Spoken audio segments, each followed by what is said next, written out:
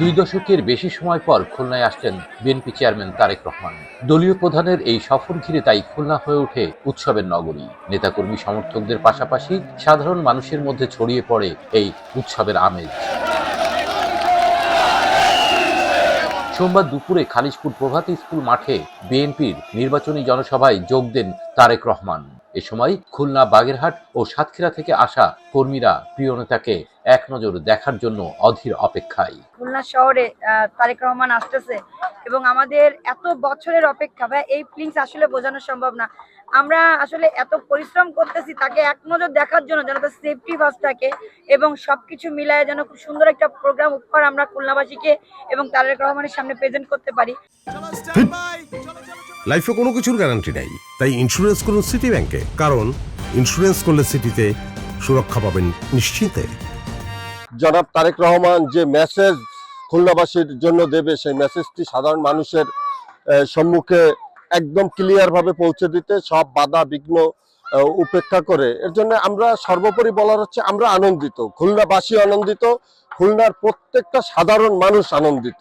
এখানে মানুষ 22 বছর দেখেনি, তার আকাঙ্ক্ষা অনুভূতি, তাদের একটা না দেখার তৃষ্ণা, এখন সবাই ঈদের চেয়েও খুশি। পুরা খালিশপুরবাসী না, পুরা খুলনা বিভাগের লোক আনন্দিত, উচ্ছ্বাসিত কখন তারেক রহমান আসবে এবং তার সামনে আসবে তাকে দেখবে। জনসভায় তারেক রহমান বলেন, বিএনপি সরকার গঠন করলে আবার এখানকার বন্ধ কলকারখানা চালু হবে। মৃত নগরীতে পরিণত হওয়া খুলনা সাতক্ষীরা অঞ্চলকে শিল্প নগরীতে পরিণত করার আশ্বাসও দেন বিএনপি চেয়ারম্যান।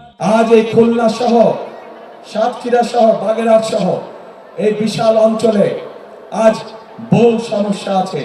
যেমন এই খুলনা ছিল একসময় শিল্প নগরী, কিন্তু আমরা দেখছি গ্যাস সহ বিভিন্ন কারণে আজ এই শিল্প নগরী প্রায় মৃত নগরীতে পরিণত হয়েছে, শিল্প মৃত নগরী। আমরা চাই ইনশাআল্লাহ বিএনপি আগামী 13 তারিখে সরকার গঠন করলে এই শিল্প নগরীকে আবার জীবিত শিল্প নগরীতে আমরা পরিণত করতে চাই। তারেক রহমান আরো বলেন, সাবেক প্রধানমন্ত্রী বেগম খালেদা জিয়া নারীদের ক্ষমতায়নের জন্য বিনামূল্যে শিক্ষার ব্যবস্থা চালু করেন, যাতে তারা শিক্ষিত হয়ে নিজেদের পায়ে দাঁড়াতে পারে। অথচ একটি রাজনৈতিক দল কর্মজীবী নারীদের নিয়ে যে মন্তব্য করেছেন তা কলঙ্কজনক। যাদের নেতা আজ বাংলাদেশের নারীদেরকে একটি খারাপ কিছুর সাথে তুলনা করেছে, তারা বলে তারা ইসলাম কায়েম করবে, কিন্তু নবী করিম সাল্লাল্লাহু আলাইহি ওয়াসাল্লামের স্ত্রী পর্যন্ত, উনিও পর্যন্ত একজন ব্যবসায়ী ছিলেন। তাহলে আজকে কোথায় গিয়ে দাঁড়ালো বাংলাদেশের নারী সমাজ তথা তাবৎ পৃথিবীর নারী সমাজকে কিভাবে অপমান করা হলো?